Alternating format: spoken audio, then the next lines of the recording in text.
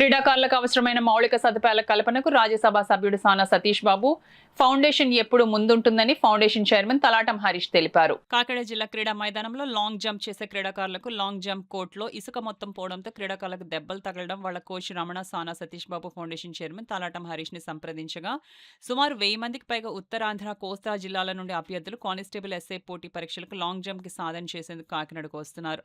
వీళ్ళందరూ సాధన చేసేందుకు అవసరమయ్యే 2 లారీల ఇసుక వేయించారు. డిఎస్డిఓ సతీష్ కుమార్ స్పోర్ట్స్ అథారిటీకి హరీష్ ఎన్నో విధాలుగా bathrooms, pavilion, stage, kitchen, cricket nets వేసి ఎంతో సహకారం అందిస్తున్నారని స్పోర్ట్స్ అథారిటీకి ఎన్నో సేవలు అందిస్తున్న హరీష్ కి అభినందనలు తెలిపారు. పోటీ పరీక్షలకు సిద్ధమవుతున్న వారందరికీ హరీష్ కృతజ్ఞతలు తెలిపారు.